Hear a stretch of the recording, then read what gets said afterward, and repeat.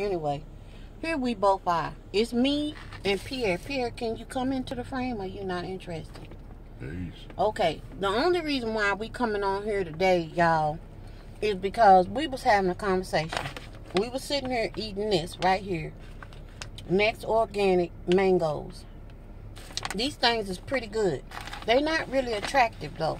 And when I guess you get over in the dried fruit, and I don't eat a whole bunch of this stuff to begin with, but dried fruit is always ugly, and this is no exception.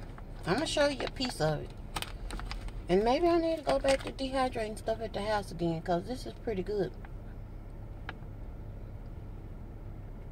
Okay, anyway, we've had some mango, and then we had a couple pieces of this coconut, and the coconut is also the same thing. It's just straight up coconut. Here's the back of it right here. And yeah, we got it at Marshall's. You can kind of find some stuff at Marshall's in case you didn't know, which I'm pretty sure you did. But sometimes I'm late to the party, and I admit it. Some stuff that you can try, and then, you know, you can find it somewhere else. I'm digging in, excuse the noise, so I can show y'all what the coconut look like. It's just straight up coconut. Man, see, I used to buy that brand named Dang coconut, but that Dang coconut is high, and that's the reason probably why they named it that, because every time you buy a bag of it, you standing up there to my, dang, do I have to pay this? Don't you laugh. It's the truth. It's a little small bag, and it's expensive. Oh boy. Okay, Pierre and I up here. Pierre got to go in here and get some bottles to put some travel size bottles, because somehow or another Pierre tears up travel size bottles. I don't know how he's doing this, but through the magic of living, he's able to do this. Did it leak, or did the thing blow up, or what happened this time? It fell on the floor, and the top broke. Okay, so that little thing's hair look like it's on fire, don't it? Like you need a bag. Why do you always say things like that? What you do? Anyway, the little fella had red hair. I'm not going to say anything about the hygiene part, because some things ain't always as they appear to be. But his hair was red, and it was pretty. Kind of, remember when I told you Dish Milk's hair? Dish Milk Bubby? Redder than that. Okay, not now. But when my brother was small, y'all, he was kind of howdy-doody-ish, looking about the head. Don't say it. And we got freckles. You got something else to say? Go on and laugh and get it out your system. Well, I ain't got nothing to say. No, he ain't got nothing to say. And let me tell y'all the reason why I'm even doing this video. When we were coming out of this store down here, we had to go to the office supply store, because one of our phones just decided. First, I thought Pierre had called home, and I thought he was being funny. And I say something, and then he wouldn't say nothing back. But it wasn't him. It was the phone. So we had to go. We had to go get another phone. Then we went into Marshall's, and when we was coming out, it was several people in there with their Sunday go to meeting clothes on, but with these shoes, and clearly feet was hurting, right? Just, I mean, tipping like little reindeers on hot coals. Just. And so we sitting up here. Women with too small shoes. Gone ahead on. Trying to think their feet is small, and it ain't. I told y'all Pierre got his opinions, and now this is unsolicited. This is coming straight from him. If you wear a size 10, buy a 10. Don't buy no 8.5. It ain't gonna work. So that led to me telling him that I had read in magazine one time that Oprah made a comment that sometimes, you know, she has shoes that she can only be in for. She has shoes that she categorized the comfortable aspect of the shoe by the number of hours that she can wear them. She said she has some shoes that they only good for an hour, 2 hours, 3 hours tops, something like that. And these are shoes with heels on them. You know, we're not talking about flats. If you can't wear a flat, it's something that needs to be looked at by the podiatrist. Anyway, back to what I was saying.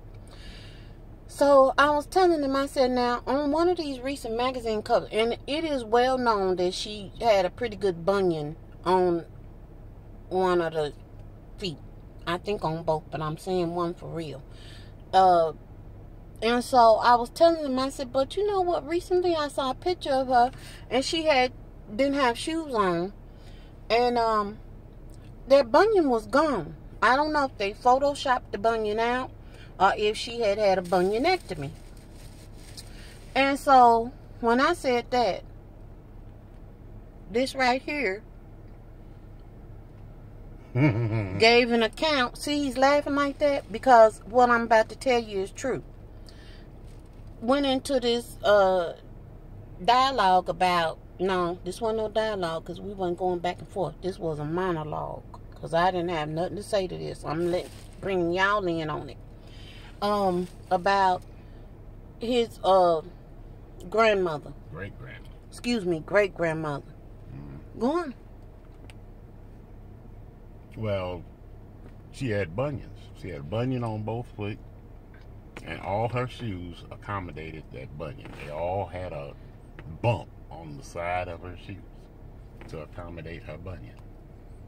She was too old to get, I don't even know if they had we are not going to talk about bunionectomies. Going on with your story. Anyway, that's what she But had. when you busted out laughing and I almost stopped driving on that speed bump back there, tell them what you said about the L or the V on the shoe. You want me to tell it? Yeah. Pierre made the comment that his great-grandmother didn't have one pair of shoes that didn't have a V on. Had a bump on the side of the foot, on the side of the shoe to accommodate her bunion. And what else did you say about new shoes? She couldn't wear a pair of new shoes. She couldn't wear a pair of new shoes because she had a bunion, and it didn't stretch for the bunion. Who was breaking in the shoes, and how was it getting stretched? I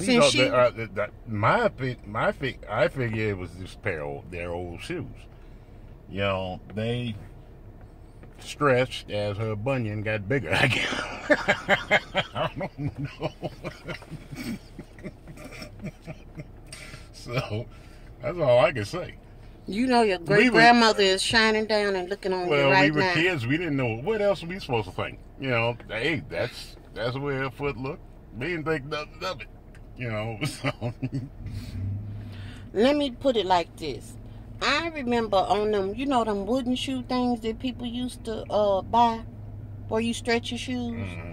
Now, you remember on them wooden shoe things, this is my theory on how the shoes got stretched to accommodate the bunion.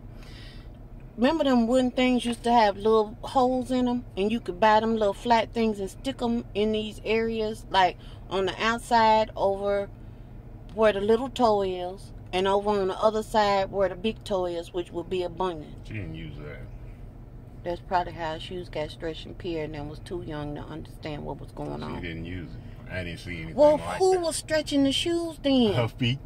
Well, then she did wear some new shoes at some point. Might have been uncomfortable. Like I said, if she had new shoes, the bunion shaped them.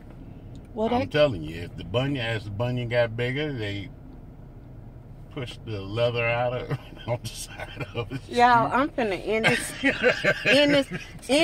I just gone on and busted out and laughed. No, that's no. That's the only explanation I can give y'all is, you know, because like I said, that's the way her feet were. We were kids, we didn't think nothing of it, and you know. Okay, you gonna say toodles this time because this is too strong bye, for me. y'all. Ain't no bite. See, y'all, I be trying to tell y'all. Little by little, I'm telling off on Pierre and showing y'all for real though. You gonna wait in here? Is that all you going in there for? Yeah. I'll stay out so we won't spend nothing extra. Because when I go in there, I'm going to find something. He going in Target now. I just want y'all to hear about the Bunion Chronicles, okay? Because I don't know where they came from, but I'm just saying. Toodles.